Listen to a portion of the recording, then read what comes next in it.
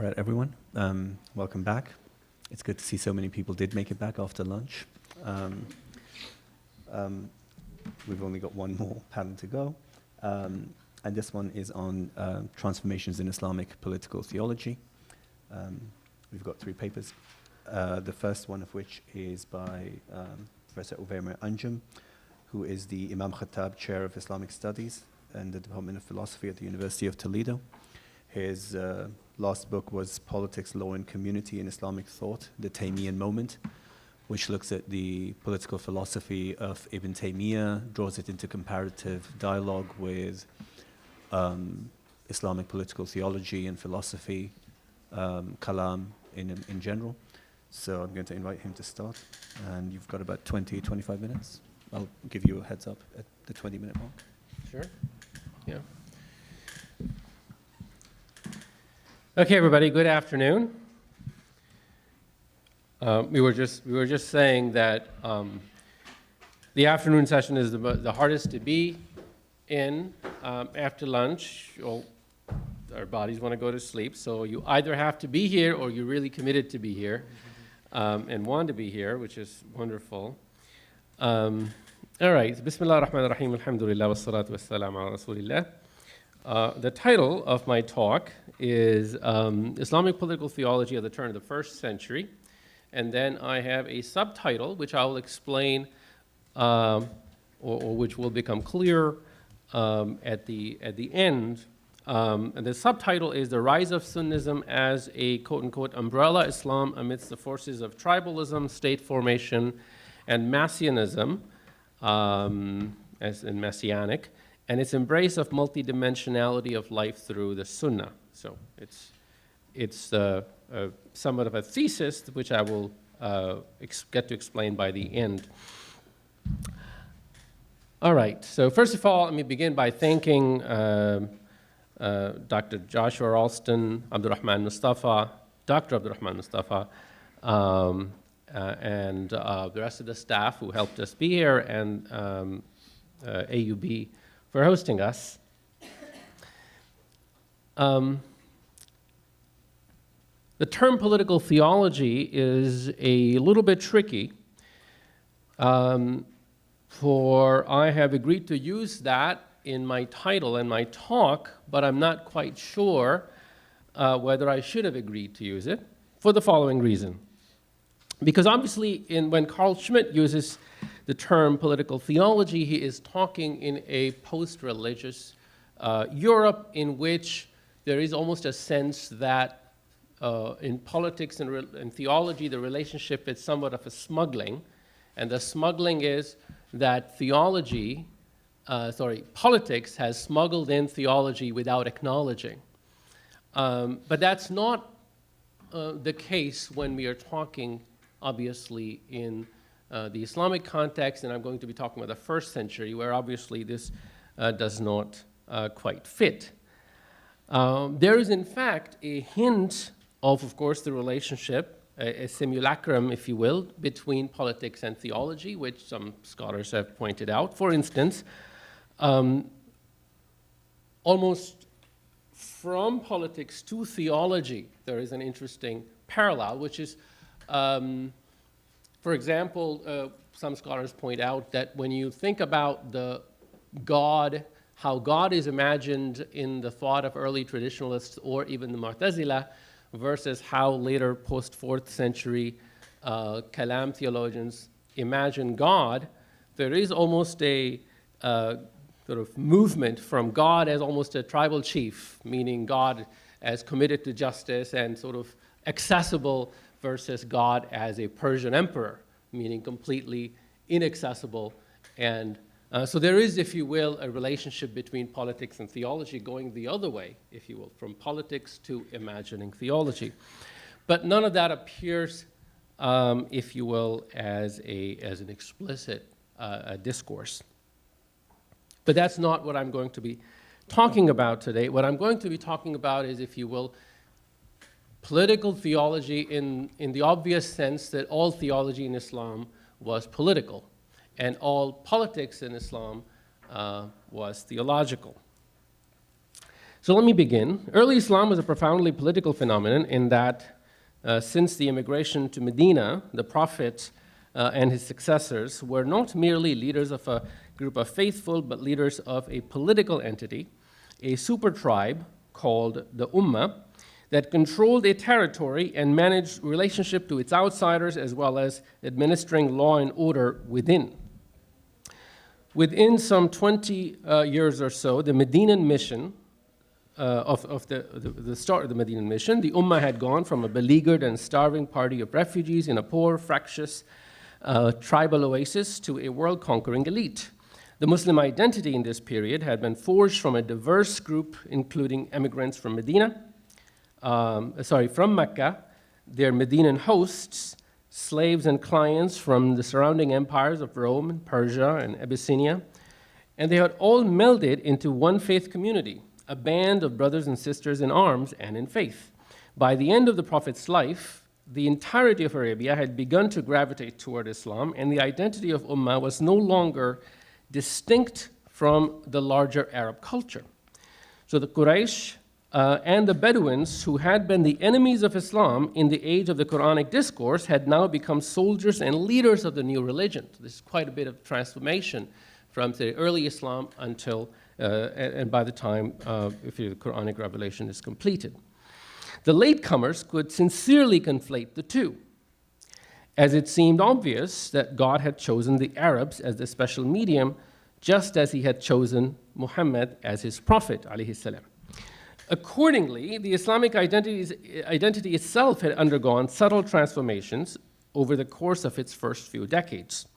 In Mecca, the small persecuted Muslim community comprised of Meccans who identified with the people of the book, prayed toward Jerusalem, and sided with Roman Christians in their war against Zoroastrian Persians, as indicated in the Quran in Surah Ar-Rum. By the end of the Meccan period, the Qurayshi elite had become the most ardent enemies of the new message, and the Medinans opened their homes and hearts to the new mission. In Medina, the sense of theoretical camaraderie with the people of the book that had been established in Mecca met with the rude reality of the Jewish communalism and exclusivism that enhanced Muslims' self-understanding as a new religious community.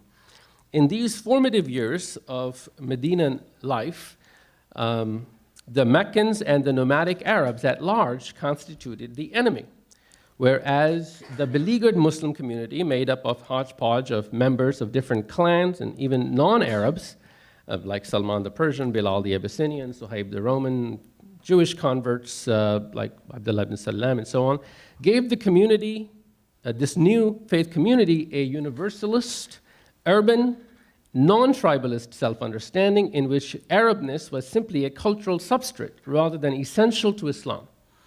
With the majority of Arabia turned against Islam, no one could mistake Islam for an Arab project. The class of men who experienced this milieu were, if you will, the true addressees of the Quran during the Medinan period. With the conquest of Mecca and the rest of the Arabs rapidly joined the mission, or in the words of the Quran, men began to enter into the religion of God in multitudes. The markers of identity shifted yet again. Now Arabia was Muslim, and overwhelmingly to be Muslim was to be an Arab. The Quran itself accommodated this reality, as the Arabs in the peninsula were not given a choice to stay pagans and pay the poll tax, a choice that was allowed to Jews and Christians, and then by extension to Zoroastrians and others. The Arabia was to become the secure base of Islam, and Mecca and Medina its secure bases. To the multitudes now who entered Islam at this stage, as well as the young men and women who came of age during this age of, if you will, triumph, Islam was a gift of God to Arabs. In other words, you always have a transformation or in generational difference in understanding of what Islam was vis-a-vis the Arabs. The three phases could therefore be mapped onto three classes of companions or men and women. The generation of the Prophet himself, who had seen pre-Islamic times, the Jahiliyyah, and received Islam, seeing the transformation as they experienced it. The Prophet and the first two caliphs belonged to this generation of Arabs who had become Muslim. The second generation had been effectively born into Islam, men like Ali, Zubayr, Ibn Mas'ud, and others, whose experience of the world outside of Islamic community was relatively limited and who saw Arabs as enemies. The third class of Muslims were those who came to Islam or came of age around the conquest of Mecca, to whom Islam and Arabness were one and the same thing. You begin to see the effect of this sort of generational gap or this class gap among Muslims in the first civil war, the first fitna, that starts in the year 25 or so. And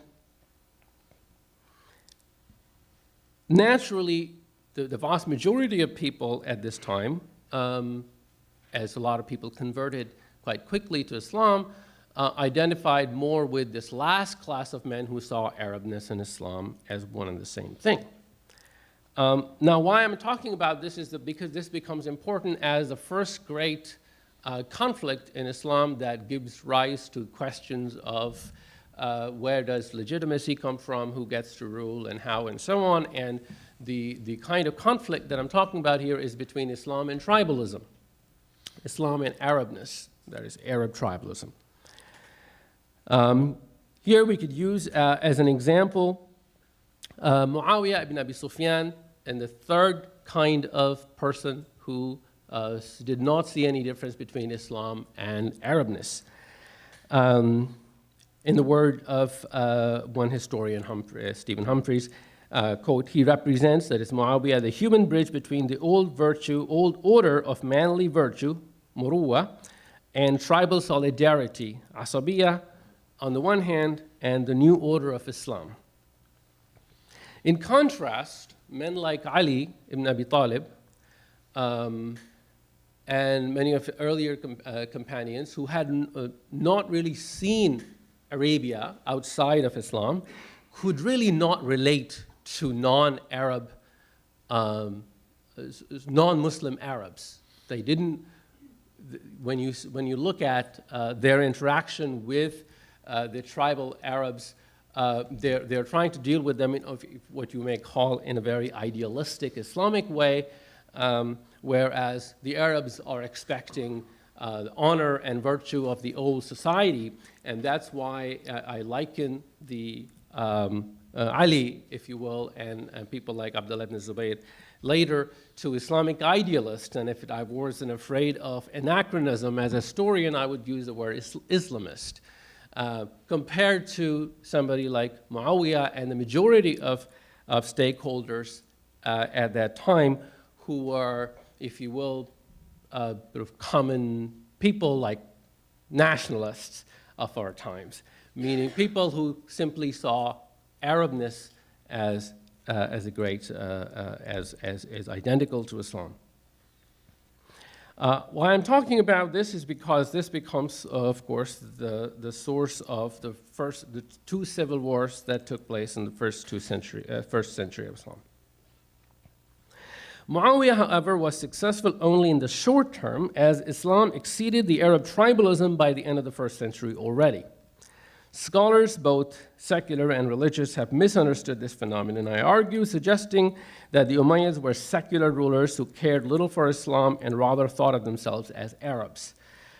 Just as Dr. Sari Hanafi pointed out this problem of dichotomy between Islamist and secularist, in the modern period, you can in fact point out the problem of the same kind of dichotomy not working out in the first period, in the sense that Muawiyah or the Marwanids are very much Muslims, but they understand their Islam as very much in harmony with the tribal interests. So, all evidence suggests that the Umayyads were like the rest of the Muslims of the post-conquest era, who simply saw no difference between Islam and Arabism. Their confusion of Islam with Arabness, however, was soon challenged by a number of factors. As the Arabs urbanized and non-Arabs embraced Islam in increasing numbers, Islam's universal message increasingly dominated their Arab nativism. By the Marwanid period, the very identity of the Umayyad power had become incoherent. if I were to press my luck with this parallelism that I'm making, it's kind of like globalization that really made the Arab nation-state project incoherent by the end of the 20th century. The two civil wars, the first between Ali and Muawiyah, and the second, the rebellion of Hijazi Islamic idealists, Hussein and then Ibn Zubayr, in the 60s of Hijra. Both civil wars had been won by Syria, and Syria was a region where Islamic tribalism was concentrated. But those were, if you will, the heyday of Islamic tribalism. What was now coming was something different, because there were two other forces that were emerging that I argue historians have not fully appreciated. The first of these was the logic of the emerging state itself. And I use the word state under quotation, and I will talk about my difficulty of naming what is it that was emerging. And the second was the reassertion of pre-Islamic monotheisms in their messianic forms. So obviously Jews and Christians as dhimmis had been fairly easily incorporated during the Umayyad period. In Syria, Christian Arab tribes like Kalb and Tanukh had been the backbone of Muawiyah's rule, but in their messianic form in places like Yemen and Iraq, new messianic ideas were cooking, and ones that came to surface in the form of movements like the rebellion of Mukhtar al-Thaqafi, I apologize, now this is turning into a history class, and the Kaysaniya in Iraq and Abdullah ibn Saba in Yemen. Let me turn to then the first force that is now challenging the Islamic tribalism of the Marwanid period. Contrary to the common stereotype, Muawiyah's government was not, in fact, the supremacy of the Umayyad clan, nor was he a nepotistic ruler in the usual sense. Unlike Uthman, who had favored his relatives, Muawiyah did not use members of the Umayyad clan in key positions. The Umayyad clan was settled in Medina, away from the center of power in Syria. All this to say that, in fact, with the Sufyanid government, that is Muawiyah's government, in Syria, there was already the beginning of interests of a state, interests of this concentration of power that is different from, independent of, the interests of the Marwanid or the Umayyad clan. The most important enforcers of the Umayyad dynasty were not Umayyads or Marwanids. They were men like Ziyad ibn Abi and his son Ubaidullah ibn Ziyad, men who were not Umayyad. And in fact, they were upstarts. They were nobodies. Their only loyalty was to this emerging state. Yes. And they were extremely powerful, so much so that when the Umayyad power was challenged in the Second Civil War, the only people who supported the continuation of the Marwanid, of the Umayyad dynasty, were not the Marwanids, were not the members of the family, but these governors like Ubaidullah ibn Ziyad and others, meaning that they were men whose fortune was tied to the state rather than to their families.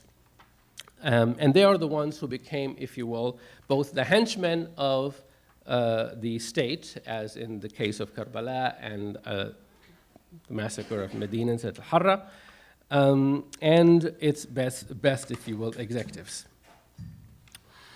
So at this point, I'd like you to imagine a triangle with tribalism, Islamic idealism, and statism as its three corners. These three represented the three competing visions of Islamic political theology. To this, a fourth vision, that of messianic aspirations, must be added. Its most successful eruption of this messianic aspiration was the Abbasid movement that began in Khorasan. So now you imagine a quadrangle with messianism as its fourth side. The sites of Islamic idealism after its defeat during both of the civil wars were the circles of learning around the companions of the Prophet and their successors in Hijaz, Iraq, and Syria.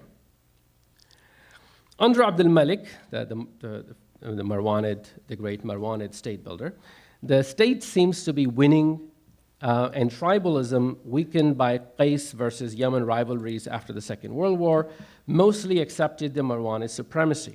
But in an increasingly diverse demographics in which the Arabs were urbanizing and non-Arabs converting to Islam and taking the lead in religious sciences, tribalism had an even greater challenger.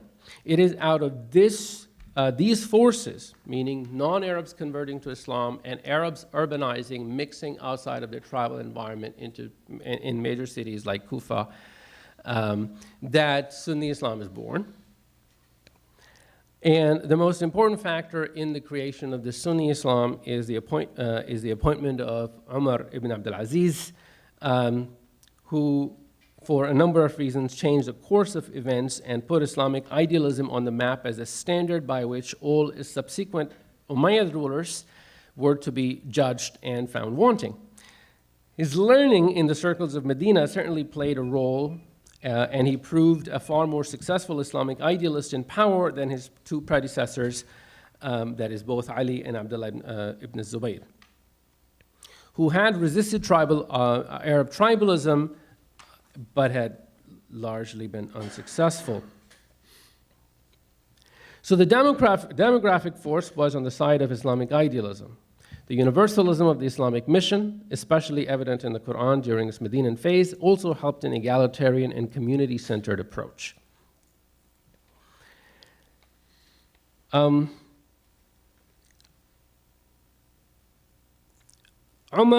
ibn Abdulaziz's most crucial contribution that kick-started the Sunni project, or the project that came to be known as Sunni, and I'll explain why. But his most important contribution was his opening up of Islamic idealism, showing that the Rashidun period ideals, forged at first in the small community of Medina, not in an empire, were still workable in the imperial caliphate that now stretched from North Africa to Central Asia. More substantively, some historians also have pointed out the significance of Umar ibn Abdulaziz opening the door to the learning of Sirah, that is the life story of the Prophet that provided context to the Quran and basically gave mass access to the context in which Medinan Quran was revealed. That is, the Marwanids, before Umar ibn Abdulaziz, had supported the teaching of Hadith, but not so much of the Sirah.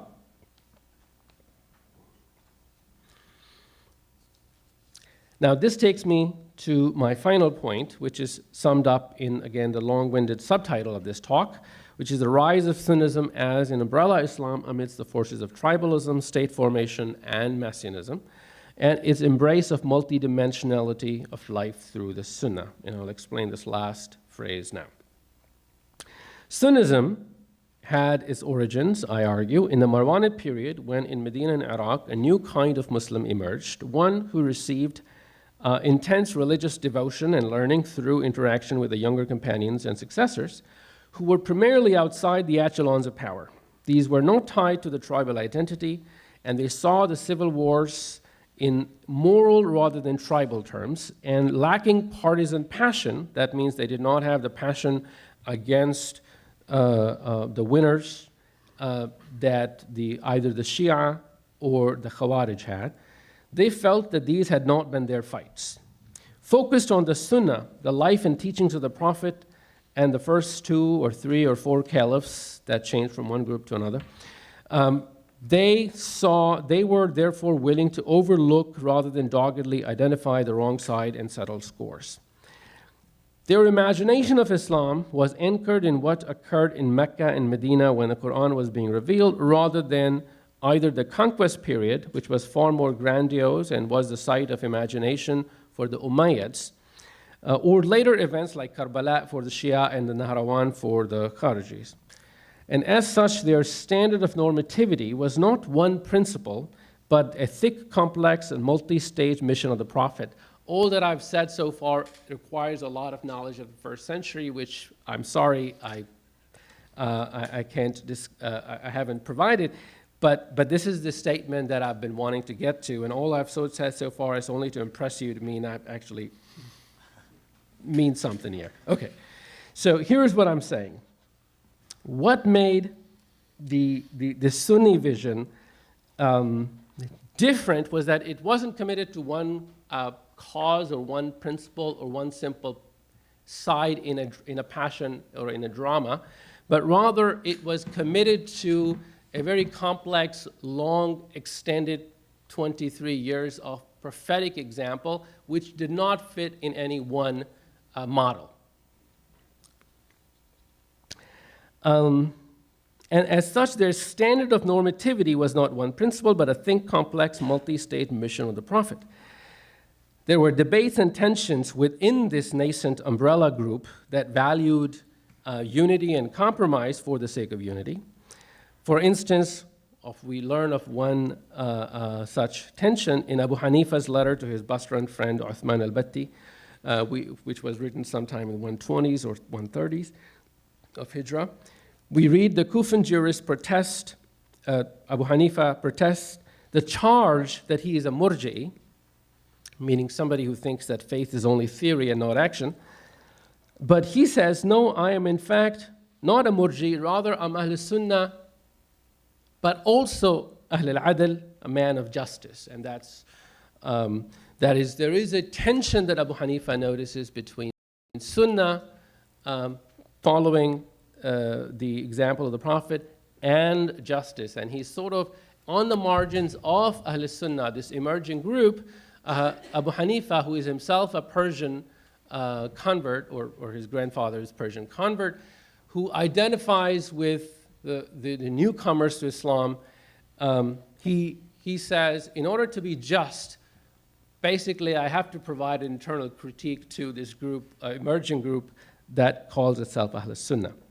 This, by the way, in this letter to Uthman al-Batni is the first use, that historically documented use of the word, of the phrase Ahl Sunnah that we have.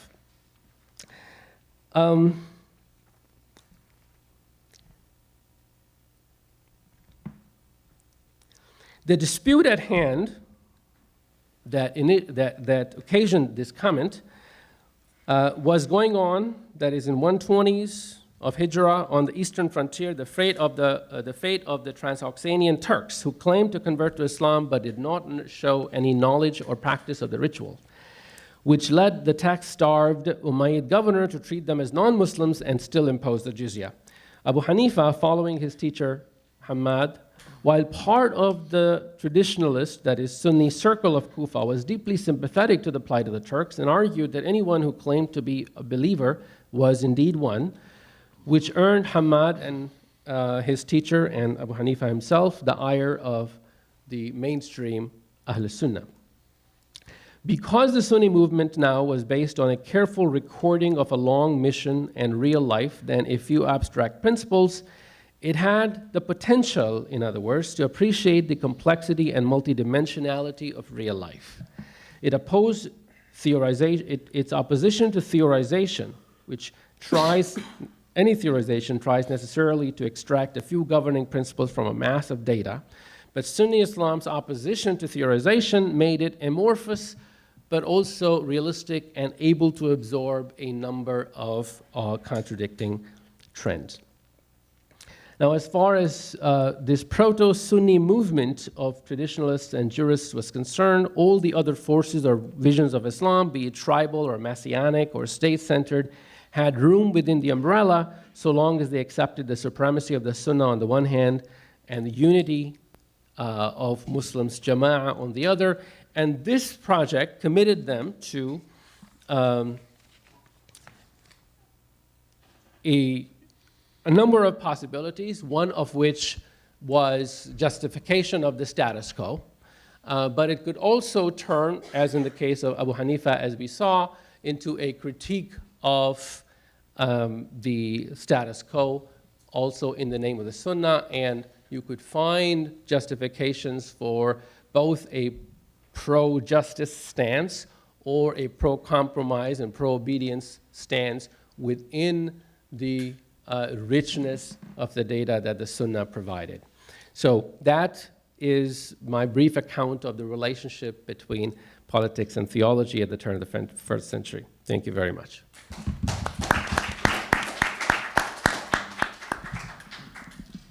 So I think we might move to the second paper and then probably have questions at the end. So our next speaker is going to be Matthew Taylor, who is the Protestant scholar at the Institute for Islamic, Christian, and Jewish Studies in Baltimore, and just completed his PhD on Salafism and evangelicals in North America. And his paper is entitled, Can Salafis Become Democratic Innovators? Good afternoon. It's a joy and privilege to be here with such a distinguished and international community of scholars. I'm just going to launch right in. Salafism is one of the fastest growing and most controversial movements in contemporary Islam. Purist Salafis paradigmatically aim to emulate the life of the Salaf, the righteous ancestors, the first 3 generations of Muslims, who practiced in the Salafi view a pristine, uncorrupted Islam that derived from their proximity to the Prophet Muhammad. Like all Muslims, the Salafis look to the Quran for inspiration and instruction in living, but the Salafis have put an added emphasis on reinvigorating fresh study of the Hadith, the collected sayings and actions of Muhammad and his companions, as a means of accessing that early, pristine Islamic moment. From the Salafi perspective, distortions have entered Islam through innovation, bid'ah, the adoption of religious ideas and cultural practices and modes of behavior that were absent from those early, untrammeled Muslim communities. In contrast to the widely used and pejorative terminology of Islamic fundamentalism that's frequently deployed to characterize them, I think it is more useful to think of Salafis as scripturalists, largely eschewing or de-emphasizing the major Sunni traditions, the madhabs, the schools of law and jurisprudence. They go about searching the Quran and the Hadith afresh for answers to questions sublime and mundane. In Western contexts, where Protestantism is a familiar cultural force, the Salafis have been compared to, and indeed have sometimes termed themselves, the Protestant reformers of Islam, instigators of a sola scriptura approach to Islamic faith and practice, demoters of tradition and the authority of clerics in favor of textual authority. Moreover, they are popularizers of Scripture, where in most Muslim communities the complex Hadith sources are interpreted and handled by scholars with specialized training. Salafis encourage all members of the community to become, quote, students of knowledge, who can gain a facility in studying, discussing, participating in the legal and theological discourse about the Hadith and the Quran. Salafi scholars and sheikhs work to make the Hadith accessible to wider audiences by emphasizing the straightforwardness of revelation, the clarity of the prophetic example, and the empowerment that comes through studying the Hadith for oneself. Now, as I said, Salafism is a controversial movement, both within Islam and in political conversations about Islam, and Salafis are caricatured in Western media and non-Salafi Islamic communities, not only as Islamic fundamentalists, but as extremists, puritanical theocrats, terrorists, Wahhabis, that is, followers of the 18th century Arab reformer Muhammad ibn Abd al-Wahhab, and anti-modern, medieval-minded theological renegades who seek to plunge Islamic societies back into the 7th century. In fact, most of the Western academic literature to date on Salafism focuses on Salafi political discourse and the relationship of the Salafi ideology to violence. Typical of this political mode of analysis is Quentin Wittorowicz's widely referenced division of the movement into 3 ideological camps. What he calls purist Salafis, who are generally politically inactive and even quietist, politico-Salafis, who are willing to wade into the mess of national and societal politics, attempting to transform societies through legislating their ideology, and so-called jihadi Salafis, who take up arms against any political authority that they deem invalid according to their puritanical standards. In this style of analysis, Salafi theology is taken to be fairly standardized and uniform, while Salafi politics is where the distinctions and disagreements come in. The reality is that, like any global intellectual current, a phrase that I'm borrowing from my co-panelist, Dr. Anjum, the movement of Salafism is politically, culturally, geographically, and theologically diverse, intellectually fluid, and diffuse. Particularly because the Salafi movement is largely non-hierarchical and it encourages everyone to gain a facility in studying Scripture, interpretations within Salafism have abounded and proliferated. So there are versions of Salafi thought that are certainly run towards the extremes. For instance, ISIS and Al-Qaeda are both Salafi jihadi sub-movements that draw heavily on Salafi hermeneutics and styles. And Wahhabism, which I would characterize as a substrate within Salafism today, does tend towards religious and social repression of the sort that we see in Saudi Arabia. There are also progressive and adaptive forms of Salafism. In truth, the distinction that is frequently made between Salafi theology and Salafi political expressions and ideas breaks down upon closer inspection. If we understand theology as not merely the formation and recitation of abstract ideas about God, but as the broader project of making sense of the world in light of a set of beliefs, then Salafi political theology is anything but simple and uniform. One pressing question in the arena of Salafi political theology that reached a fever pitch around the Arab Spring was the relationship between Salafism and democracy. As democratic participation went from token voting to a real possibility in places like Egypt and Tunisia, Salafi groups in various Arab nations had to decide whether to join the surge of democratic rhetoric and organizing or whether to sit the elections out. Up until that point, Salafi discourse about democracy was ambivalent at best. Some highly respected purist Salafi sheikhs and scholars pointed out that democracy was not the model of the Prophet Muhammad or of the early generations. Hence, they concluded, it is another instantiation of bid'ah, an illicit innovation, and even possibly a form of shirk, idolatry and association, for allowing human authorities to institute human laws rather than the divine Sharia.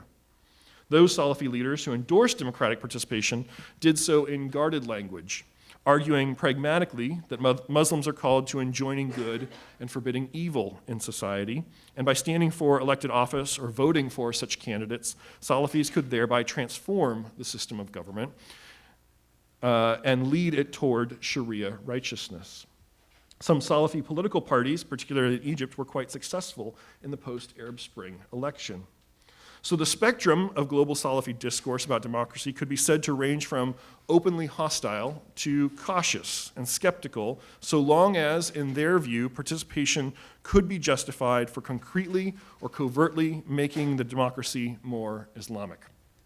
In this presentation, I will argue that Salafism's inner flexibility and adaptability actually makes possible a much fuller range for Salafi political theology. I will demonstrate how flexible the Salafi rhetoric and discourse can be around political and theological questions, especially in political contexts that are quite different than those that exist in most of the Muslim world. I'll profile an American Salafi sheikh, Walid Basyouni, who goes further than any Salafi scholar I have found in promoting democratic participation and full-throatedly espousing democracy as a good in and of itself. Rather than taking Basyouni's view as representative of Salafism in general or a part of a growing trend, I would like to suggest this afternoon that Basyouni illustrates how broad and indeed nearly boundaryless the conversation of Salafi political theology can be. His political theology demonstrates not necessarily the future of Salafism, but the capacity for Salafi styles of reasoning to expand into new contexts, incorporate new idioms and ideas, and even indigenize in places like America. Like the global Salafi current of thought, American Salafism's theological and jurisprudential conversation is decentralized, with no single figure speaking for or guiding the opinions of all American Salafis. Instead, networks of American Salafi sheikhs, most of whom were trained in Saudi Arabian universities that serve as global intellectual nerve centers for Salafi thought, disseminate their teachings via the internet and through American Salafi educational institutions. After the 9/11 attacks, American Muslims who espoused identities or ideas that were similar to Al-Qaeda's experienced a massive crackdown from the American government. And those communities who had previously identified as Salafis often dropped that label, in part because of this government crackdown and also in part because of the social stigma among American Muslims of being labeled Wahhabis or implicitly associated with Al-Qaeda. They began calling themselves conservative Muslims, Orthodox Muslims, or in many cases simply Muslims. Nonetheless, institutions like Al-Maghrib Institute or the Assembly of Muslim Jurists in America clearly congregate leaders and scholars who are trained in Salafi institutions. endorse Salafi theological ideas, and pursue the Hadith popularization projects and non-traditional interpretive styles characteristic of global Salafism. Against this backdrop of hesitancy about Salafi self-identification, Walid Basyouni stands out as a leader and scholar who openly affirms his own Salafi background and orientation. Basyouni is a jurist scholar, a prominent Salafi teacher, and an imam of a mosque in Houston, Texas. After earning his master's and doctorate in Islamic theology, while his family originally hails from Egypt, Basyouni was raised in Saudi Arabia. And after earning his master's and doctorate in Islamic theology from Al-Imam Muhammad ibn Saud University in Riyadh, he immigrated to the US in 1998, became an American citizen, and in the post-9/11 landscape of American Islam, he's one of the more recognizable voices of the American Salafi community. He's the director of the Texas Dawah Convention, sits on the Fatwa Committee of the Assembly of Muslim Jurists in America, and is the vice president of the Al-Maghrib Institute. There are, in Basyouni's presentation of Salafism, a number of contradictions that could be byproducts of him working through the various strands of his own autobiography. On the one hand, as is true for most of the American Salafi sheikhs, Basyouni cares about the consensus of his fellow Salafi scholars and works hard to locate himself within the mainstream of Salafism, however you want to define that. On the other hand, he's breaking new ground by openly embracing democracy as such. He especially presents himself as being in continuity with two great Saudi Salafi scholars under whom he studied and who continue to command almost universal respect. Abdelaziz bin Baz, who died in 1999, and Mohammed ibn al-Uthaymin, who died in 2001. Even though Salafism writ large is non-hierarchical, these select Saudi scholars are seen as exemplary jurists and leaders and thinkers within the global Salafi conversation. In Basyouni's telling, even though he had never experienced democracy in his upbringing and education in Saudi Arabia, he had a positive view of it before he arrived in America that he gained from his Saudi teachers. As he puts it, quote, "This is a very, very new concept to me, to say that I even have the opportunity to participate. But from a theoretical perspective, or for me as a scholar and researcher, I know that this system existed before. I know that this happened when the companions, when they elected someone. They collected votes from men and women. I know my teachers, Sheikh bin Baz, who was the Grand Mufti of Saudi Arabia, or modern Salafism, or Wahhabism, if you want to call it that. He has a famous fatwa to a Muslim in Algeria to participate in the election systems. You have his fatwa to Muslims in England to participate in elections and to be a voice and to be able to influence good in society. I know that. That's why when I came to America, I hit the ground running. When I came to America, I just put my knowledge to action. I don't think I've ever missed an election day in my life," end quote. While most Salafis interpret bin Baz's corpus of fatwas as cautiously allowing some Salafi voting in some cases, for Basyouni it becomes a total affirmation of the good of democracy. His connection to the Saudi sheikhs is critical because it places him within what he understands as the main line of Salafi political theology.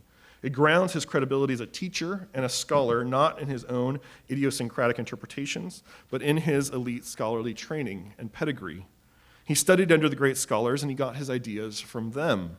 This bolsters his claim that what he is doing in endorsing democracy and voting is not an outlier of some sort. It's not bid'ah. This does not mean that he is unaware of other Salafis' objections to democracy. He narrates the story of immigrating to America in 1998 and being invited shortly thereafter to attend a meeting of a now defunct hardline organization of American Salafis called the Quran and Sunnah Society. Quote, "They don't believe in being a part of a political system. They always believe that politics is dirty, corrupt, illegitimate. We should avoid it. At least some of them see it this way. Other people have religious reasons for it." And I said, "That's not the Salafi position. I heard this notion that we don't participate in democracy. Quote, democracy is not Islam, blah, blah, blah." I said, "Obviously, democracy is not Islam, but it is not against Islam. It's called democracy," end quote. Note Basyouni's phrasing, that's not the Salafi position. He sees his role as offering a corrective to these confused American Salafi hardliners, challenging their misrepresentations of Salafism. Basyouni goes on to describe a later meeting he attended of the Quran and Sunnah Society, where one of the great Saudi sheikhs happened to be present. Quote, "Then in one of their conferences, we have one of the most famous recognized scholars of modern day. He's called Muhammad ibn al-Uthaymin, a very famous Salafi cleric who passed away. He was one of my teachers as well. And I asked him about voting in front of everybody. I remember it, in Detroit. And he said, "Yes, I agree with you, Walid." And he basically encouraged them to do so. They were so angry at me that they did not invite me the next year, end quote. In telling this story, Bassiouni is palpably amused. In his view, he's firmly and unquestionably within the broad Salafi consensus, and he's playing the most respected Saudi scholars off of his provincial North American opponents. And he's arguably on fairly solid footing here. As I described before, many Salafi sheikhs, including bin Baz and Ibn al-Uthaymin, agree that in limited circumstances, Salafis can and should participate in elections. But Walid Bassiouni's embrace of democracy did not end there. In November 2012, days before the American presidential election, Bassiouni posted a video on YouTube and Facebook endorsing Barack Obama and urging his fellow Muslims to vote as a bloc for the incumbent American president. This is a virtually unprecedented move among American Salafis. The worldwide Muslim community, much less the American Salafi community, was highly critical of Obama's foreign policy in 2012, as hundreds of drone strikes were then killing citizens in Muslim-majority countries as part of the American government's ongoing war on terror. Bassiouni's logic in the video is local, pragmatic, and communal. He argues that he's not endorsing Obama's full platform of positions, but, quote, "This is our country. We live in it. We pay taxes. We share the future of it. And it's the place of generations to come for our community, inshallah ta'ala. We live in this community with everyone else," end quote.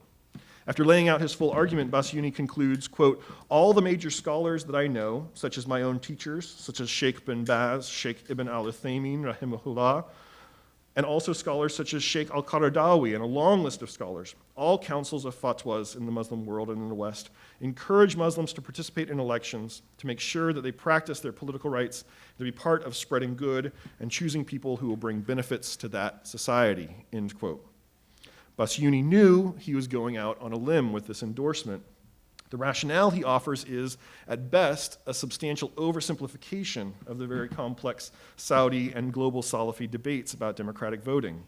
By only citing 3 scholars and vaguely alluding to all the major scholars that I know, Bassiouni is gerrymandering a consensus that does not exist in reality. And his endorsement of Obama goes a big step beyond even the consensus he is imagining. It is one thing for a sheikh to tell people to vote in their communal best interests. It's another thing entirely to develop that into a specific endorsement of a problematic non-Muslim politician. Bassiouni knows he is breaking new ground here. As he put it to me, he did have some hesitation about taking this step, but he offers this rationale. Quote, "At the same time, I understand something that I heard from one of my teachers a long time ago. You know, leaders should lead and not be led by the public. They should lead the public. Also, I do believe deeply that there is no 100% good. That's an idea of paradise, not this life," end quote. He recognizes that such experimental thought leadership and openly democratic advocacy would be unpopular in many Salafi circles. His primary argument is pragmatic. Obama in the White House will benefit the American Muslim community, but his reasoning is also tacitly theological. We are not in paradise now. We are in a world of compromises and difficult decisions. Bassiouni has little patience for Salafi idealism that would defer participation in civil society until wholesale transformation of a culture is in view. This short YouTube video sent shockwaves through the American Salafi community, with a variety of reactions on social media and responses in online forums. Some non-Salafi American Muslim organizations and leaders expressed joyful surprise that Bassiouni was being so progressive. But some of Bassiouni's close friends and colleagues at Al-Maghrib Institute held back from adopting or endorsing his new approach. Another progressive American Salafi, Yasser Qadi, the academic dean of Al-Maghrib and a close friend of Bassiouni's, posted a link to the video on his own Facebook page with the tepid comment, "As for me, I'm in Tennessee, and it's a red state, so I don't feel the need to vote, as it's already going to Romney." Then parenthetically, "And yes, personally, I do feel I don't want to endorse someone who is sending hundreds of thousands of drones overseas and killing thousands of people. But Sheikh Walid makes some good points as well," end quote. Harsher critiques of Bassiouni piled up both in America and from abroad. Abul Abbas Musa Richardson, a hardline African-American Salafi imam and frequent critic of any Salafis who go beyond the Saudi scholars' explicit rulings, served up a particularly blistering condemnation of Bassiouni over this video. Quote, "These people are evil, al-Maghrib instructors, and those similar to them, they are evil. They pinch you off from the scholars. This man, Walid Bassiouni, you'll hear him encouraging people to vote for this person and that person. You'll hear him lying on the scholars of Islam, his own sheikhs, as he claims, saying that they're in total agreement that the people should come out to vote to practice their political rights," end quote.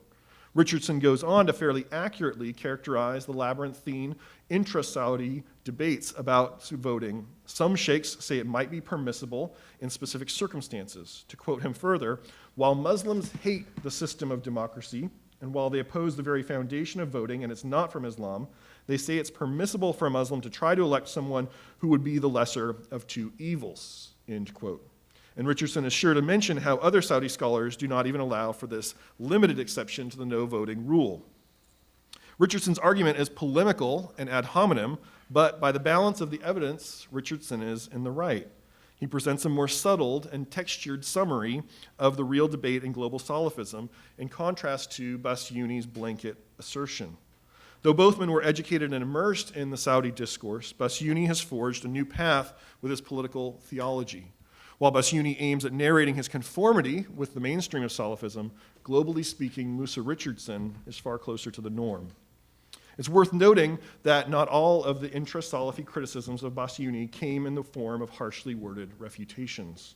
For this and other statements he has made, ISIS singled out Walid Bassiouni among a handful of American Salafi leaders in its English-language publication Dabik, with a call for jihadi Salafis to, quote, "spill his blood for the sin of apostasy," end quote.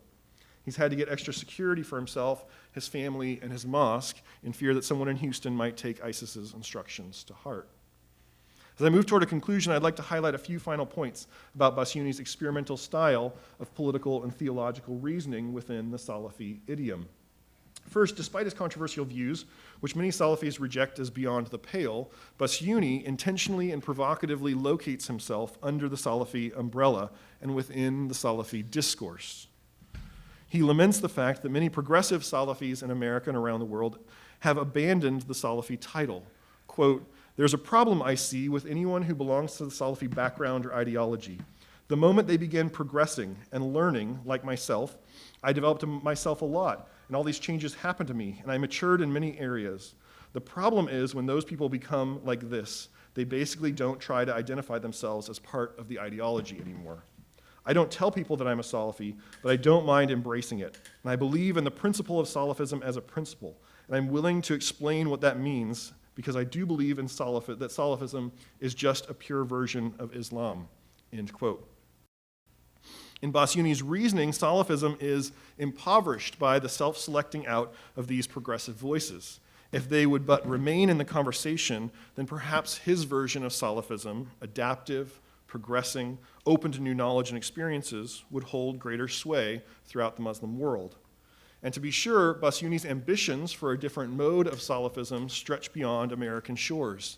In an unvarnished critique of the country of his youth, he told me, quote, "Salafis don't, in general, have a good PR machine. The only country that really adopted Salafism was Saudi Arabia, and Saudi Arabia has a very poor PR machine. It's propaganda. It just has its own problems. That's why it's a failure," end quote. Second, if Bassiouni's politics have carried over into his jurisprudential reasoning, he has also adopted the idiom and rhetoric of American democracy and imported it into his Salafi theological vision. As he put it to me, quote, "I've always believed that the two closest groups to each other are the liberals and the Salafis. And I do believe that any Salafi who leaves Salafism has ended up liberal, a progressive liberal person, because it's the same mindset. It's the same idea. Salafism means you adopt an idea, not a person. I'm not sold to any individual. It's not like, for example, the traditional Hanafi, Shafi'i, Maliki, which is like you sell your brain to someone else. You have to basically follow one opinion and that's it. That's not Salafism. In Salafism, you don't believe until you research. After you research, you make your belief. That's a very, very scientific method. Conscience, that liberal people will agree with. So yes, I think Salafism is very democratic because Salafism is also a very programmatic approach. You have to weigh between advantage and disadvantage. That's what democracy is. Yes, I switch positions at times based on where I see more benefit, end quote. This might be described as Bassiouni's unified theory of all things practical, political, social, and maybe even theological. He characterizes Salafism not as a simple path to pristine knowledge or unassailable answers, but as a method of approach to variously resolving society's conundrums. As he pushes the boundaries of Salafi political theology, he's paradoxically arguing both that he has the correct mainstream Salafi interpretation of democratic participation and that he's venturing something new, adding to the intrinsic diversity of Salafi thought. In an interview with me, Bassiouni even called these disagreements, this pluralism among Salafis, quote, something merciful, something beauteous, something enriching the society, end quote. In his words, quote, the basic meaning for me of Salafism is pluralism. It's not a monolithic opinion, end quote. This tension between plural and normative, between consensus and boundary expanding, remains unresolved in his public thought, so far as I can see. He's simultaneously appealing to his Saudi teachers to vindicate his positions and adapting to a Western democratic milieu that would have been totally foreign to Bin Baz or Ibn al-Uthaymin. Third, and finally, while I make no attempt at predicting how or to what extent the progressive, pluralistic, democratic Salafism of a figure like Bassiouni could affect or impact the global Salafi intellectual current, his very existence bespeaks the flexibility and fluidity of the Salafi mode of reasoning. In important respects, this fluidity is built into the Salafis' direct approach to texts. Most Salafi discourse is premised on the simplicity and accessibility of the scriptural message, on the Quran and the Hadith as bottomless resources for renewing the Islamic tradition. As diverse Salafis return again and again to the same Quran and Hadith texts, they are bound to find, or perhaps read into them, new resources for thinking about their own modern moments and political situations. As they seek the pristine, simple model of the Salaf for living complicated Muslim lives in modernity, as they occupy heterogeneous political and social environments, it's almost inevitable that some Salafis, like Walid Bassiouni, will adapt Salafism in new directions, charting new paths through reinterpreting familiar texts. Thank you.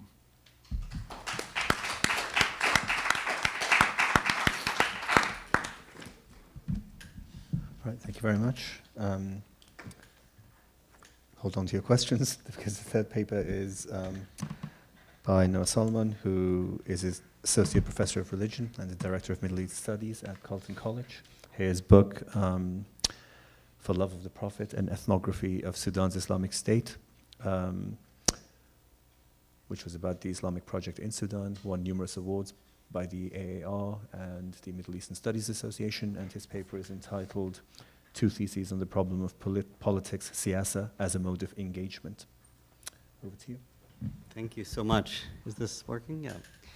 I want to start by thanking Joshua, both for the invitation to be here, but also for the really thoughtful provocation that frames this conference. And if people don't know it, Joshua's recent article, Political Theology in Arabic, is a really wonderful piece that you should check out. It got me thinking in a whole number of different directions, and I thank you for that. And the papers I've heard today have only continued in that direction. I've really learned a lot today, and it's been really a privilege to be in conversation with all of you.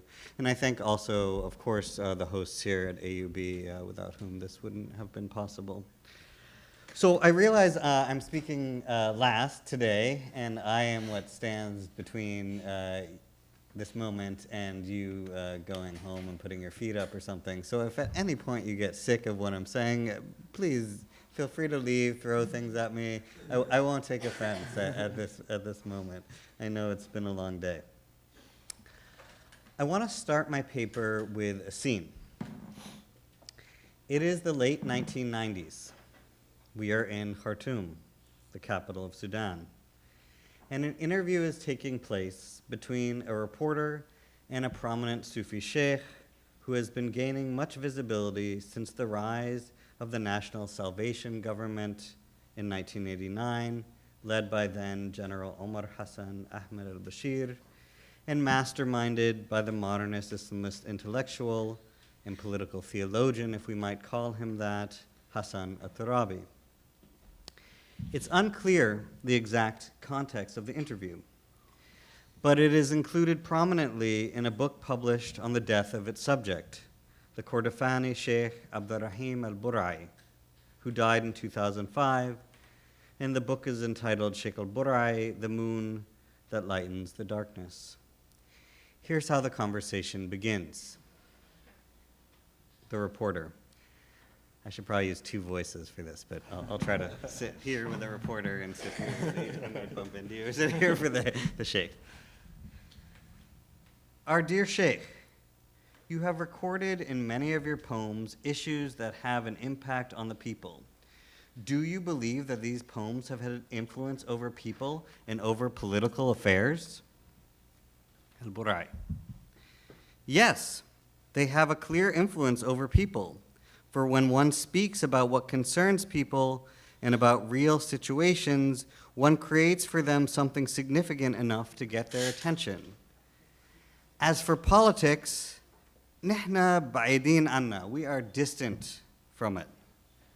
I wrote a poem, and I said in it, تراني لا أميل إلى السياسة ولم أساهب مدى الأيام ساسة لعلمي أن مبدأها نفاق تم ببلاغة وبملاسة.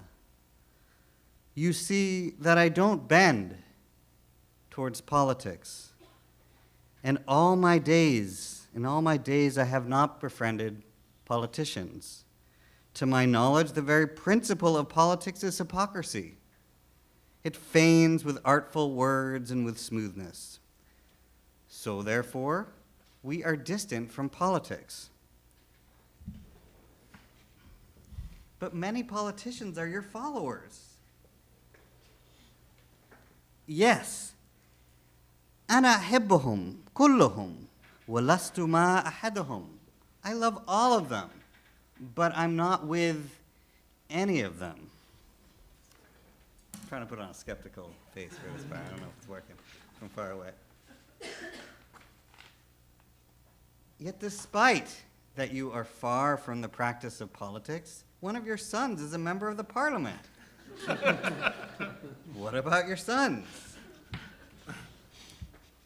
We have our opinion, and they have their opinion. And if any of my sons wants to turn in any direction, I will not forbid him.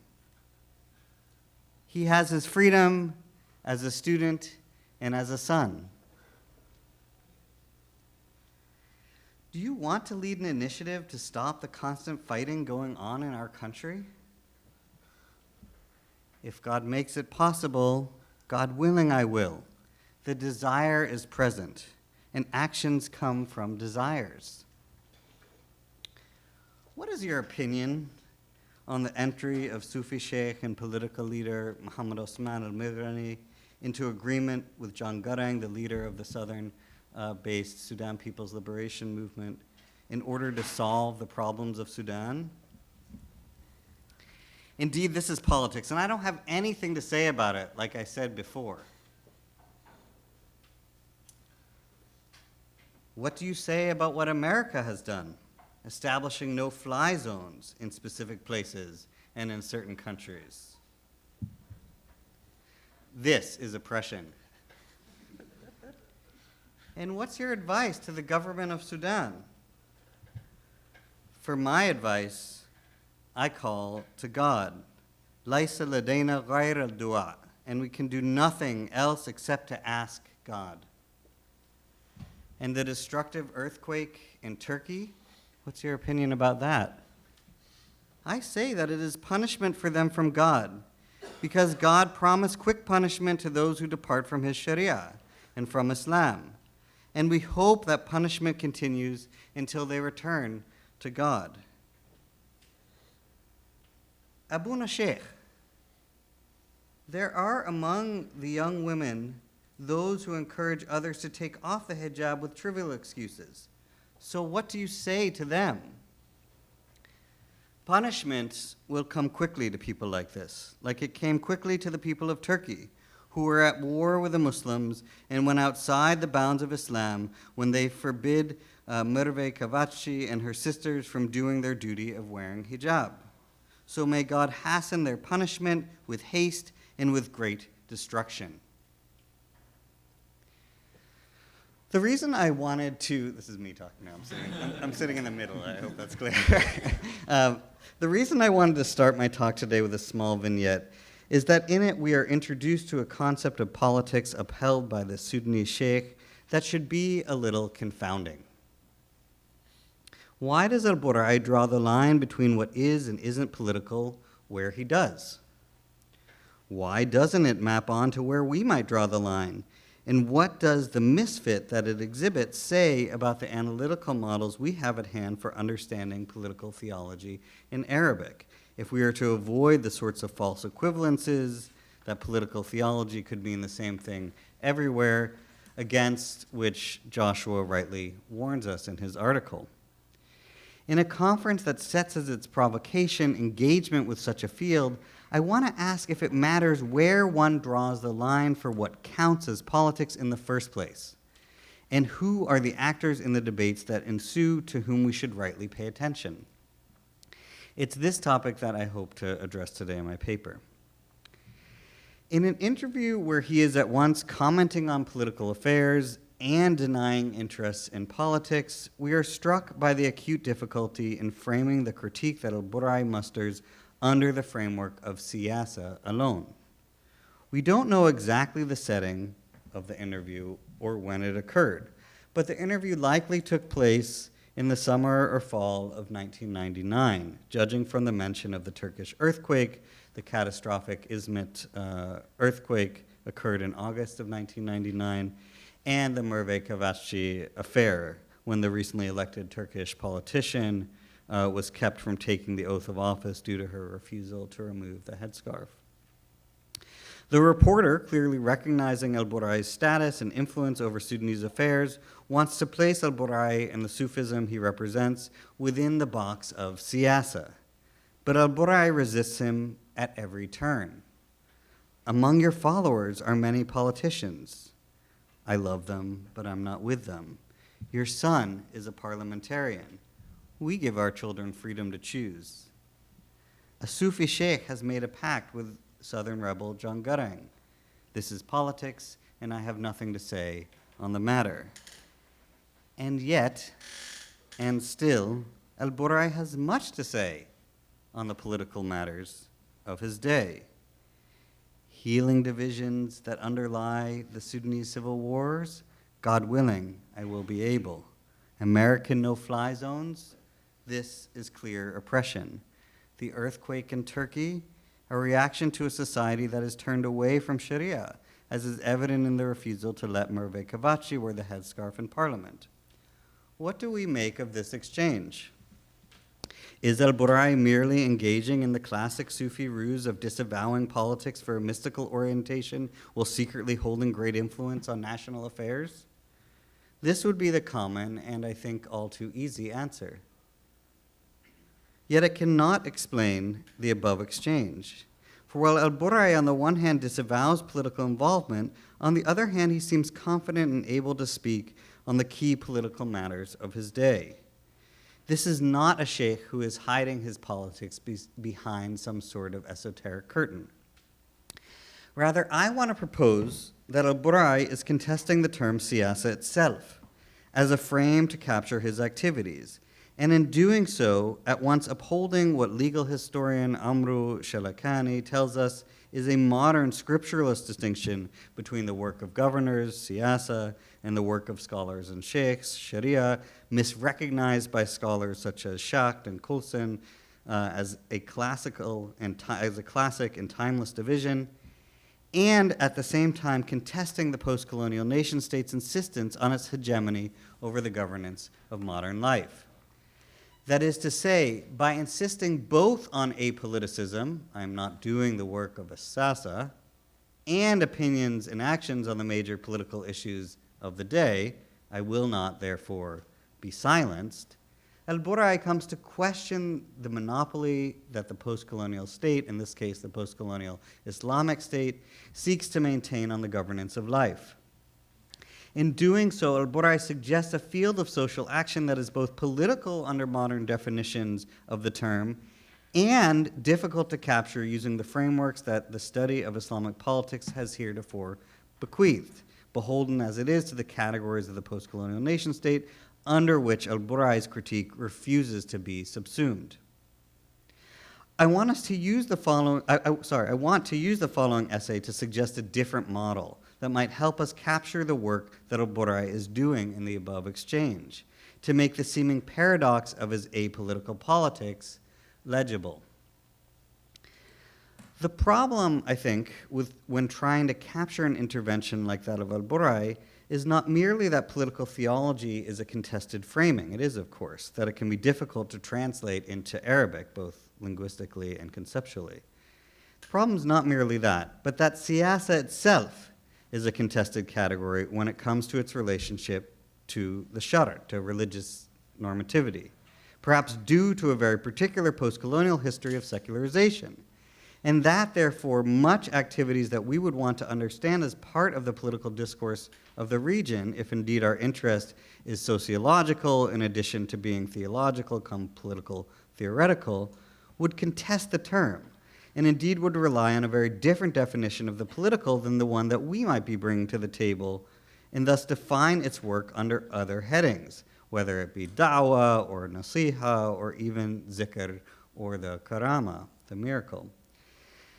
Thus, it is not just political theology as a mode of engagement that is fraught, but politics itself, when the term is both so readily disavowed and perhaps means different things in different places and times, due precisely to the dividing up of public life occasioned by the forces of secularization imposed on Muslim-majority countries from the colonial period forward.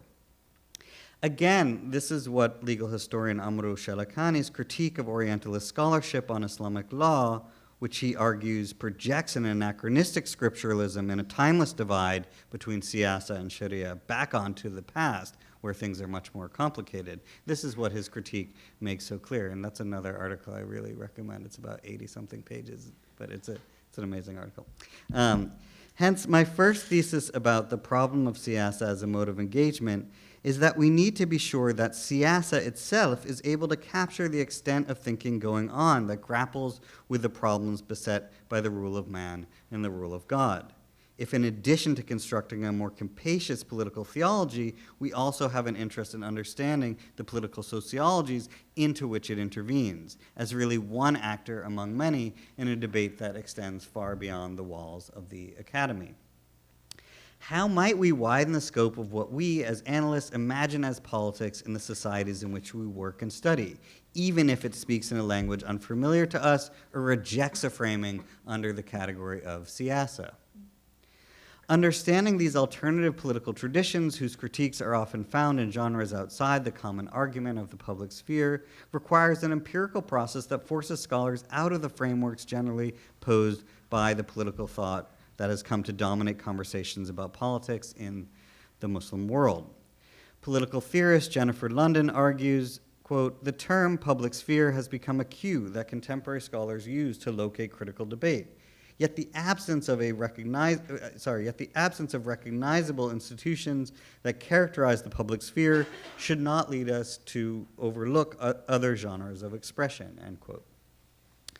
In such traditions, ritual practice, literary genres such as hagiography, and the intricacies of theological doctrine are positioned not as distractions from politics, but as modes of expressing them, as well as under-examined spaces from which political critique can emerge.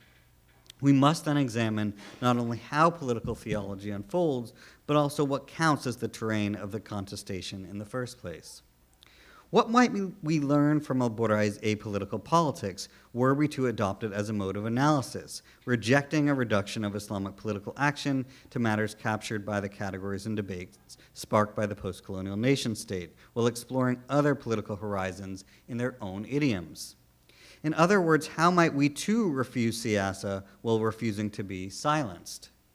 recognizing both the inescapability of familiar, what we might call Western political categories in the Muslim world, due in equal measure to historical impositions and common parentage, and their insufficientness, how might we study Islamic politics otherwise, responding to the challenge to particularize our meta-narratives and attend honestly to a field of difference?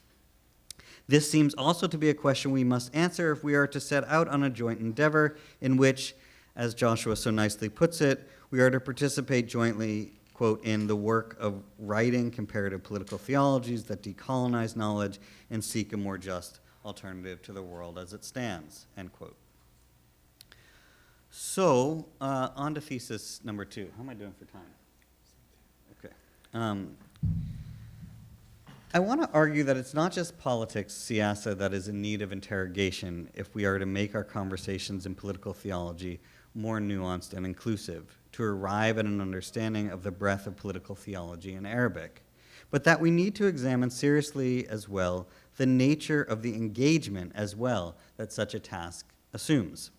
Though we may seek to provincialize our own approaches through such engagement, might we also imagine a political theology in Arabic that does not take us on as interlocutors, that does not seek to answer or engage our provocations, but that is having another sort of conversation entirely? What can we do with that?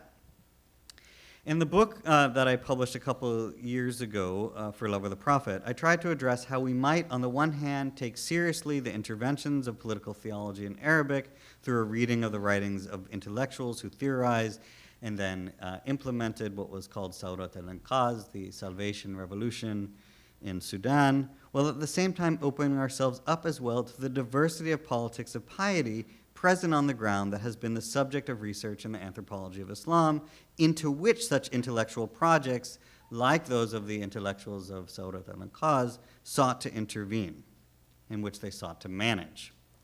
I wanted to explore not only the intervention of this political theory as it met the challenges of governing an extremely diverse nation state between the twin pressures of civil war and the war on terror, and Sudan remains one of the few laboratories where modern Islamic political theorists actually held the reins of power for a significant amount of time. So not only that, but also to explore the itinerary of its consumption and contestation among the publics to whom it is directed. Sudanese imagine the encounter in myriad ways, exploring the meaning of the meeting of rival modes of power based on a relationship to Islam. In a scene that I discuss in the book, I recount a fable that I was often told in the early 2000s when I first started doing field work there, and it was the time shortly after Tarabi had left office, and it was safe to joke about him a little bit. In this fable, symbols of what we might call political theology and the politics of piety actually met face to face, albeit in phantasmagoric form. The curtain rises on Hassan al-Tarabi, the political theorist and practitioner, in a surreal setting, sitting in his chair at the Republican Palace and opening his door to a delegation not of high-ranking officials, but to a simple sheikh from the desert of Kordofan, the very same al-Burai we have just met above, who disavowed an interest in politics. The tellers of that fable, of which I encountered many, set up a narrative in which a mode of sovereign power related to the Islamic State and its instrumentalization of Islam as a justification for its policies is juxtaposed with modes of Islamic power wielded by the sheikh that rely not only on barakah or closeness to God, but a sense of the sheikhs being the protectors of the nation in unstable times, as one prominent Sudanese historian has put it.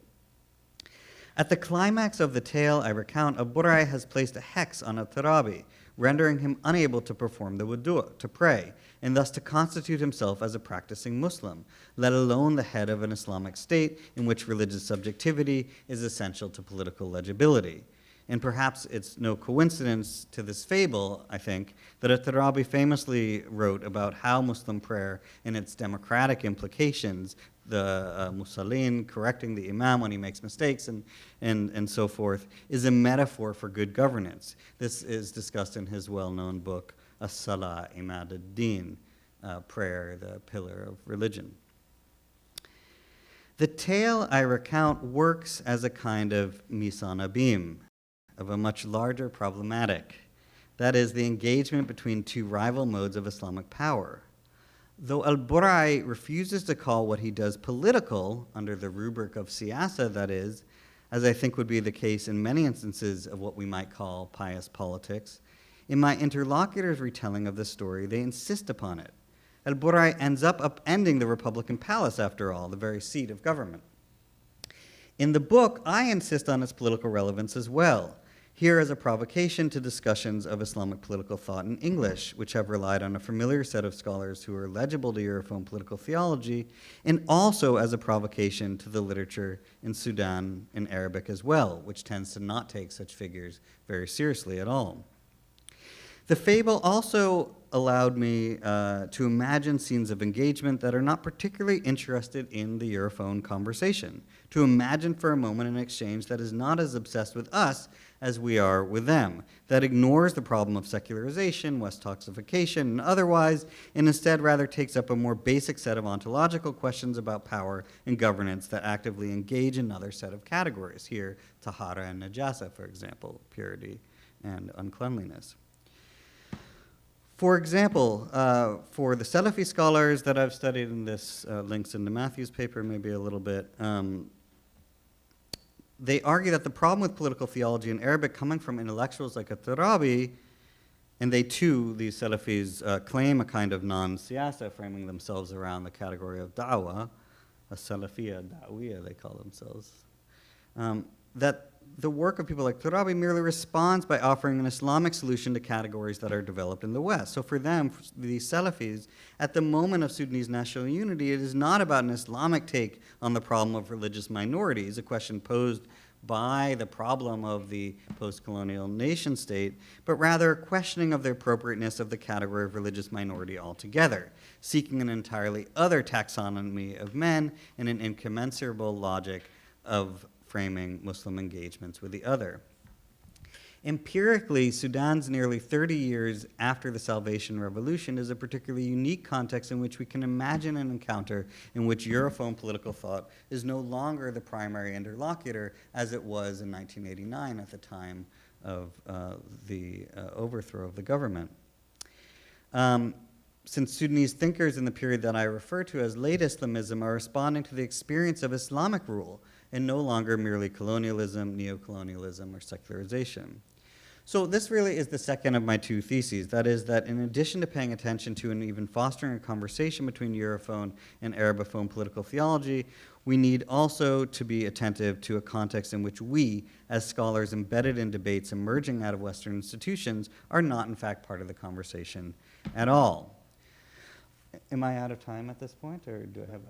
I have 3 minutes, okay. To conclude,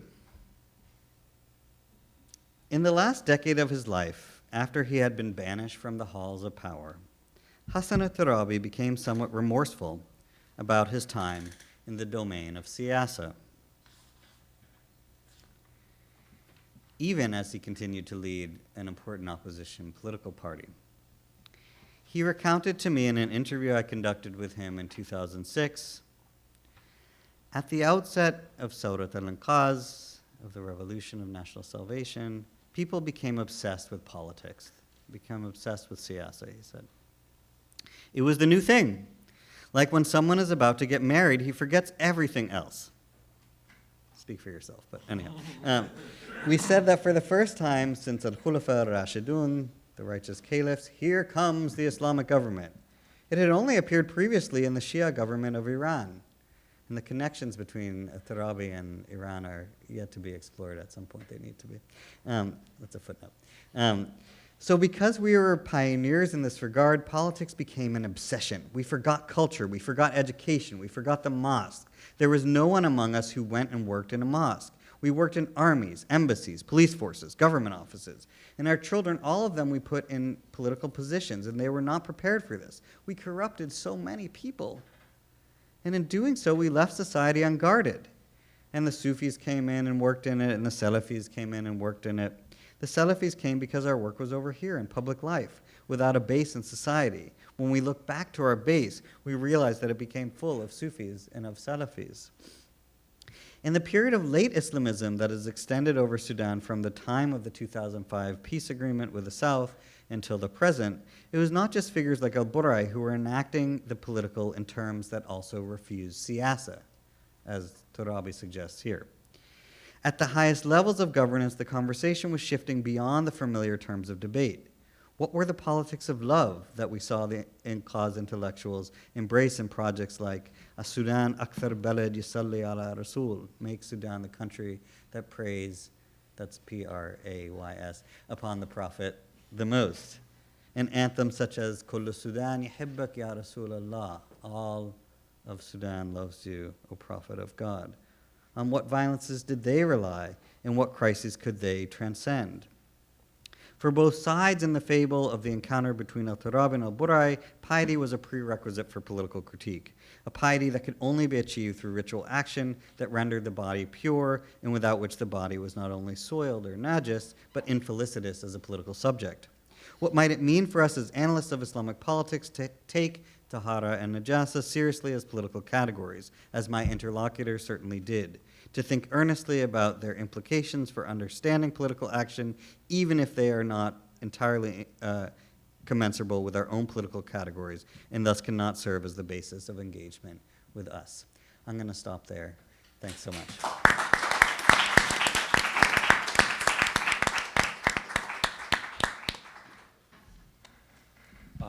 All right, my auntie, and then, yep. Thank you. That was such a great panel. I mean, I stayed awake the entire time with ease. No, it was really interesting. I have a question in some ways that brings together Ovamir's and Noah's papers, and I want to. I hope I'm not too long-winded, but basically, it seems like Noah, you're suggesting that there are two analytical modes of engagement with a certain set of Islamic contexts and concepts. One is that there are singular Islamic idioms to understand a context like the Islamic State in Sudan. And two, that there are in fact that there are questions and frameworks that are particular to those contexts themselves, right? Which are, I mean, they're similar kinds of analytical modes, but they're two different modes of analysis. And Overmere, I was really struck by the way that you were kind of trying and yet failing to use sort of contemporary political contexts or concepts like nationalist, Islamist, globalization to think back to the first century. And I guess I wanted to ask if there's a third way, which is to use Islamic concepts both from the first century and or from the contemporary period to think about our political present in the West and why that seems like such a difficult move, right? We're so used to using concepts like nationalist, Islamist, globalization to think backward.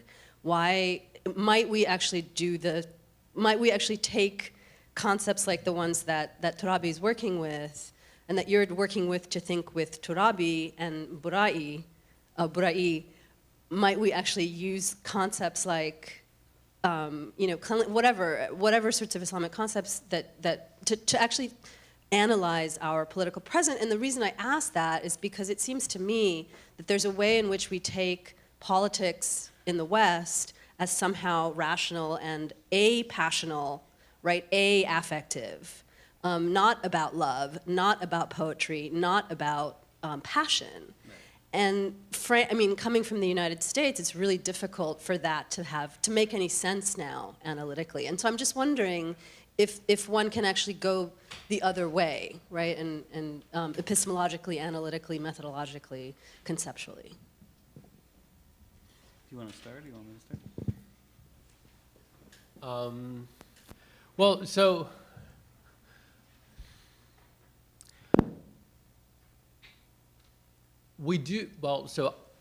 It's hard to answer that question because I think that you answer your question in the course of asking it, in the sense that on the one hand you're saying, look, there are similar things going on both sides, and therefore there is some kind of parallel already.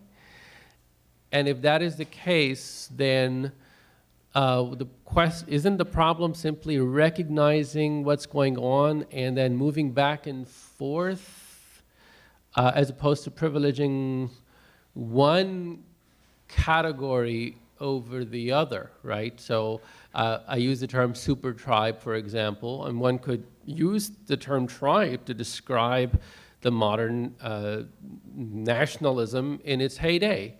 In fact, right, Bruno Latour, like, we have never been modern, and that is true in the sense that I think that modern politics is really tribal politics. In the end, in fact, a recent book on, it's called Democracy of Realists by two political scientists at Yale and Princeton, Atkins and Bartels, who argue that a lot of data show that American politics for the last century and a half has, in fact, been basically tribal. And I, somebody who studies early Islam, medieval Islam, find that to be, yeah, of course, I know human beings haven't really changed. So in that sense, I don't find a lot of trouble going back and forth, except that, of course, the tribes to which we belong and the institutions that underpin it, the material conditions have changed, and that's why we have to worry about anachronism and the fact that our modern categories don't apply. But I find, as somebody who's trying to talk to modern, the past is a different country, they do things differently over there. And in order to make that accessible, I have to use these terms and then break them. At least that's sort of a pedagogical, pedantic thing to say, right? And anyway, that's my answer. I think absolutely the idea of using these terms and situations not just as an object of study, but as a rubric with which to study. And I think there's a whole, I'm going to sound old now, there's a whole bunch of young scholars who are actually doing that. And, you know, there's, not to call somebody out, but there's somebody in the room behind us, Basit Iqbal, who has helped me. Maybe he wouldn't characterize his work as such, but I've seen it that way. The way in which he's able to study crisis, for example, a crisis that's part of a shared problem of our society today, through using these Islamic terms to understand that context and using them not just as objects to be studied, but as theoretical frameworks themselves is really exciting to me. And I think there's a bunch of young scholars who are doing this work right now. It seems to be somewhere where the work is going, but I think it's exciting, yeah. And I think if we're going to answer Joshua's call, in fact, we have to. Sorry. Yeah. Thank you so much for this amazing panel. So I have two questions to Matthew and to Nuh. First to Matthew, have you read the work of Nawaf al-Qadimi, his book about Salafism and democracy? I mean, what you find very interesting that they keep changing their position, and you don't understand this except if you factor in sociological and political factors. I mean, if I quote him, the Salafis in Egypt, they moved from being against voting and in favor of voting. It's just a matter of 1 day. So I think my feeling, that you need to more than to ask people to see what is environment of this intellectual thought. To Nuh, 2 points. First, if you read Taha Abdul Rahman, distinction between ethics and exercising politics. He is very much against Islamism, including in his own country, which is a light one.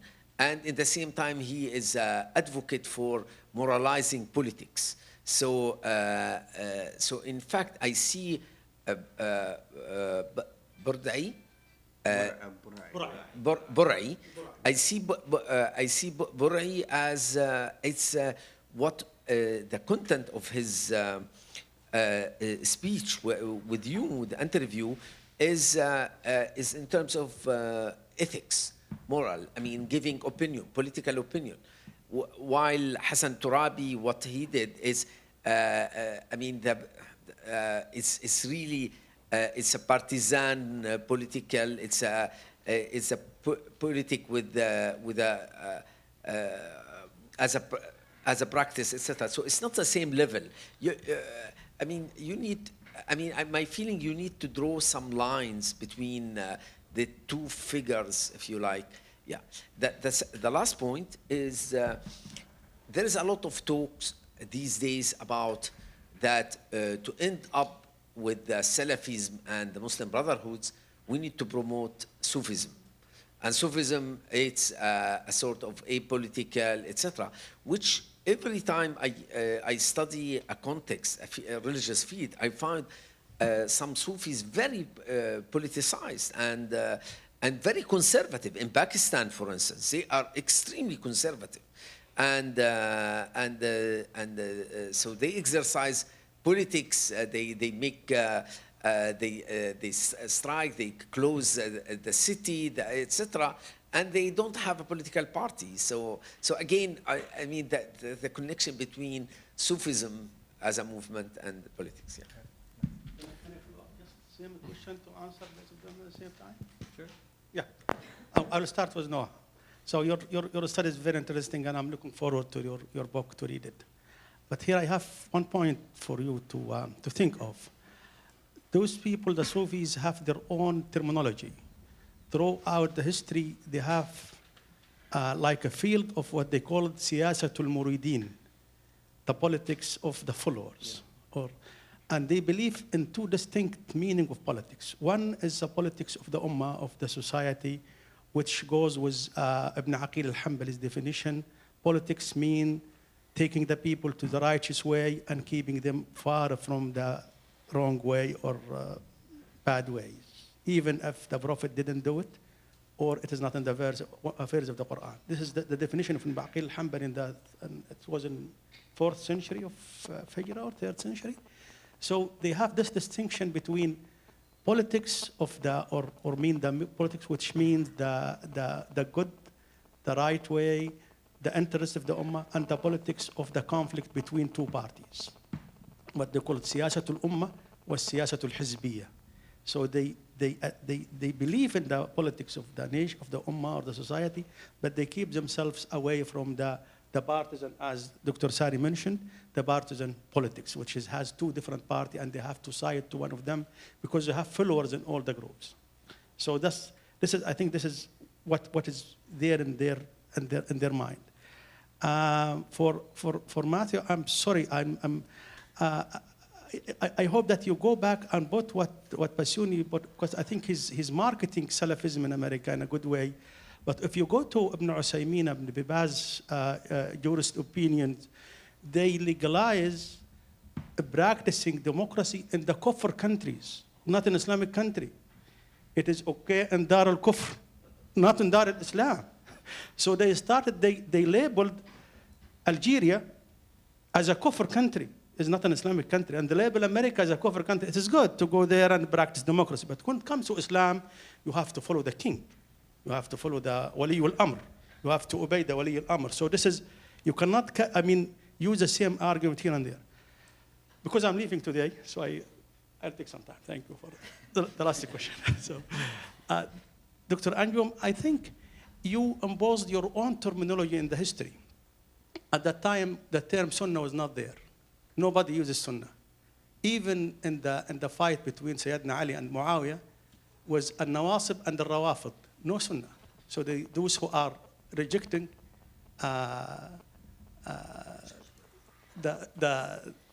Khilafah of Ali, they call them al-Nawasib because they fought against him. And those who rejected obeying or accepting Muawiyah, they call them al-Rawafid. So, and it continued for centuries. The Shi'at will be called al-Rawafid and the Sunni will be called al-Nawasib. So they're using the terminology and imposing that this will give some kind of, like sort of undermining one party and giving label to, give another party as a higher position.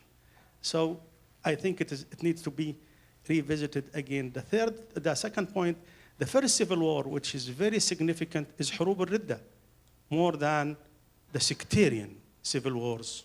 It goes with the division between Shia and Sunni, or the supporter of Ali and supporter of Muawiyah, and Ali's son and Muawiyah's son. The first civil war, which is very political, is حروب الردة, because it's based on taxation, those who refuse to pay taxation. This is very meaningful politically. Thank you for you all. I learned a lot of you. Thank you.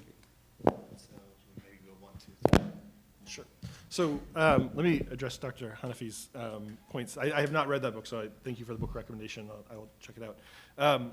I definitely think that there are political and social factors that are driving this Salafi adaptation, particularly in a place like America.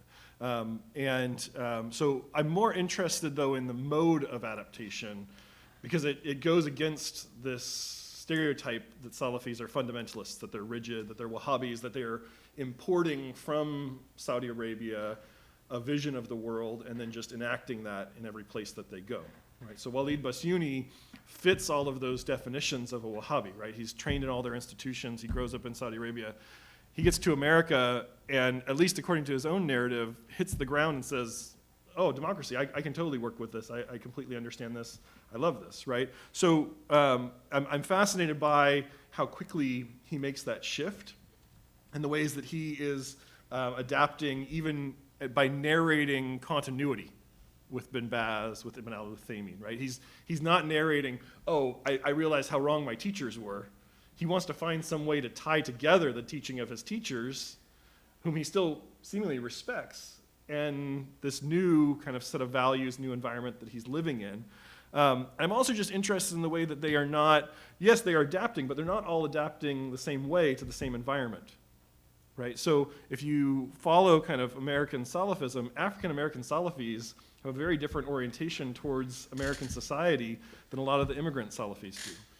And Bassiouni is one of these immigrant Salafis who comes and feels much more freedom almost to change Salafism in this new environment than a lot of the African-American Salafis, who you could say are in some ways the indigenous Salafis of America. So I'm interested in that, the way that they are going in different directions even in the same environment. And then for Dr. Arif, I think he's definitely, Bassiouni is doing some branding here. Completely agree that he is branding Salafism in a particular way. And I would agree with your interpretation of bin Baz. I think bin Baz does legitimate voting in Kufr countries and even uses that terminology. What interests me about Bassiouni is that he doesn't care. he's not interested even in the distinction. And in my interviews with him, he would talk about Egypt and say, look at the great things that Egyptian Salafis are doing and the way that they're using democracy, and look how useful their thinking is, right? So he's, sure, I think you're right on the evidence, but he still wants to maintain that kind of continuity, that sense that he has legitimacy as a Salafi sheikh, even as he's just going in this totally different direction. Yes, yeah. I think you would find a lot of agreement with them. Thanks for both of the sets of questions. You know, of course we need to distinguish the kind of work that Turabi is doing from the kind of work that al-Burai is doing. And yet, the Turabi in his 85 years or however long he lived, maybe only 15 of those are in some form of actual political power. The rest of his time, he's writing work that I think we could also describe as a kind of political ethics rather than politics and practice. On the other hand, if you look at the history of Sufism and politics in Sudan, in fact, independent Sudan in the interim between the Ottoman rule and British rule, of course, was run by al-Mahdiya, a group that emerges out of the Sufi orders. This is the last Islamic state in Sudan, is the Mahdiya. And all of the time in between independence and the coming of the Salvation regime was run by parties that emerged out of Sufism, the Ummah party and the party that comes out of the Khatmiya. So this is a way of saying that the kind of politics that al-Burai is indexing is not so distant from actually what has been the political reality of Islamic politics in Sudan, which has been far more dominated by a politics that emerges out of the Sufi orders than the kind of politics of al-Turabi. So there's a way in which you could look at it, if you look at the big picture, that al-Turabi is the one who's been more working, or the Muslim Brotherhood has been the one more working in political ethics, where Sufis have had to apply their politics over a much longer period of time in Sudan.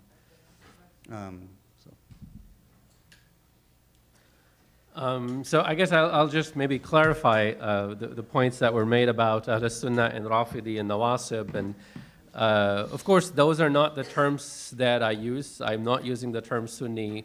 I think that maybe there was some, I wasn't clear enough, but I talked specifically about the first use of the word Sunnah, Ahl Sunnah, that emerges, in fact, in 120s, 130s, so much later, 100 years after the first Civil War, and I'm using the terminology of the Civil War simply as it's used in the Western literature to describe the fitna and not the ridda.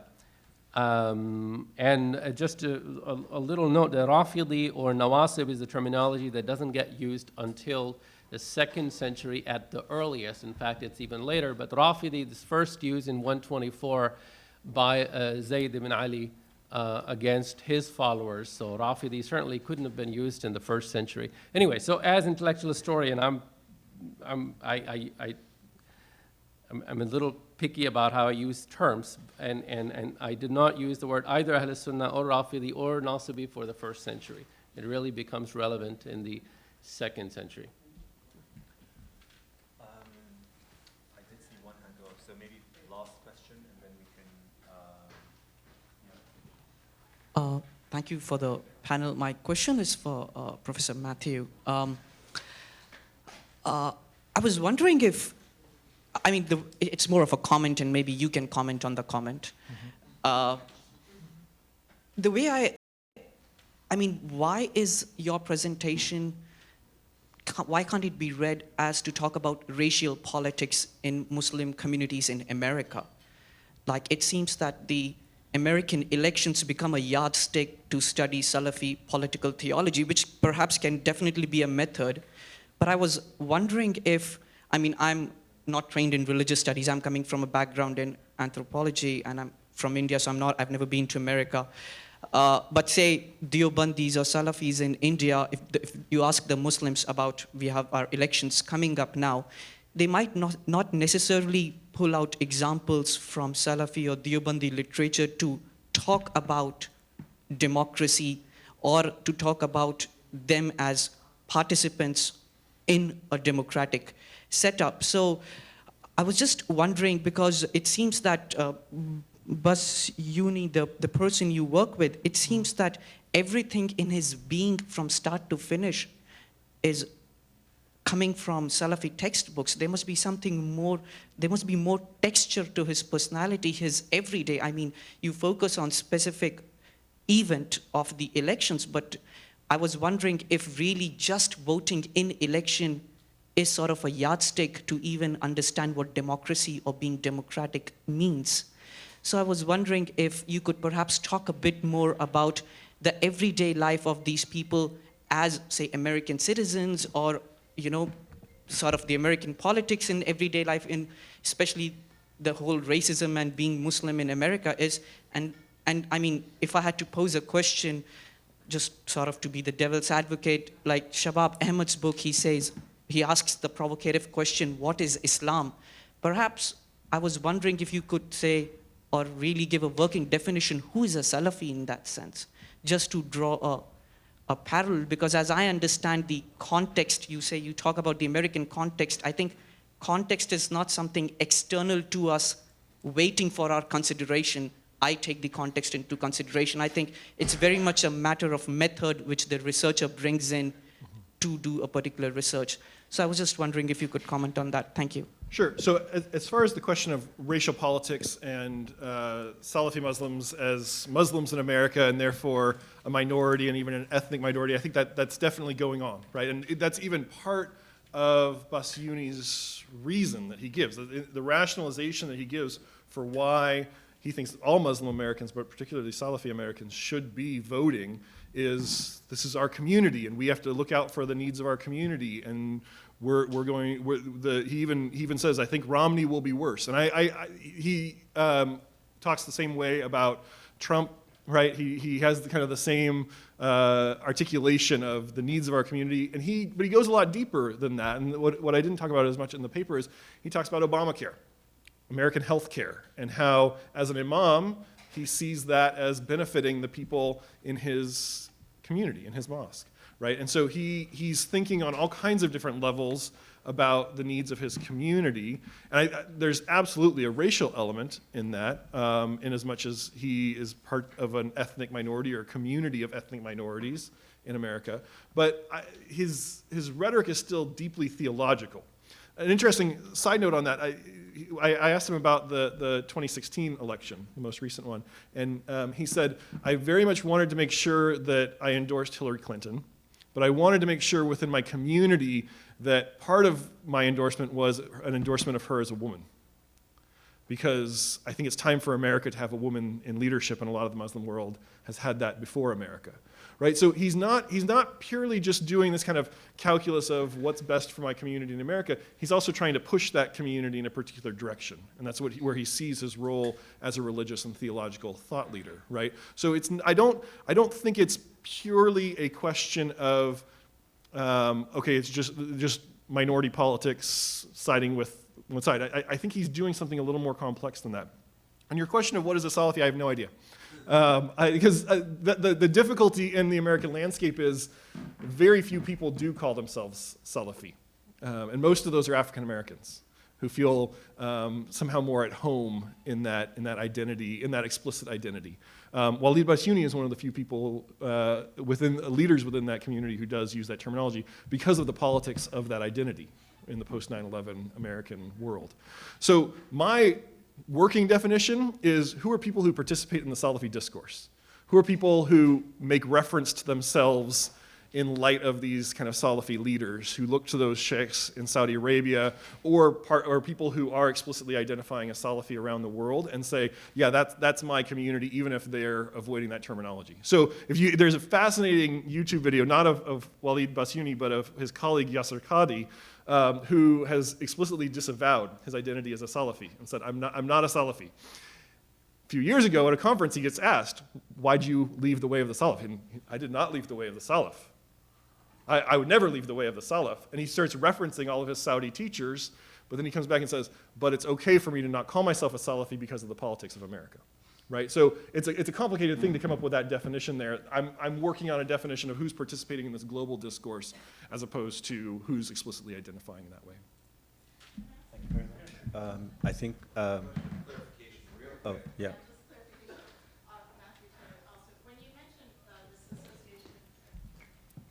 You mentioned an association or union of Islamic jurists. Are you talking about them working as a parallel system to, say, the U.S. Department of Justice? Or can you talk a little bit what you mean by the Islamic jurist in the U.S. justice system, or how that relates? Or is it just within the religious community they're acting as jurists? Thank you. Yeah, so the Assembly of Muslim Jurists in America, it's a fatwa council of jurists, mostly Salafi trained, who are, it's not in parallel to the Department of Justice, it's purely Muslims ask them for advice on living in America, and I think all of them are American. They're American citizens, but they're all kind of trained within the Salafi mode, and so they're giving advice usually to American Salafis on how to live in America, and issuing fatwas in the same way that any jurist would, not binding on anyone, but giving them kind of a religious opinion. Yeah. All right, thank you very much. I've been asked to make a few give a few administrative reminders. We're meeting for dinner at Mayrig Restaurant, so you can either show up there for the speakers, yes, and the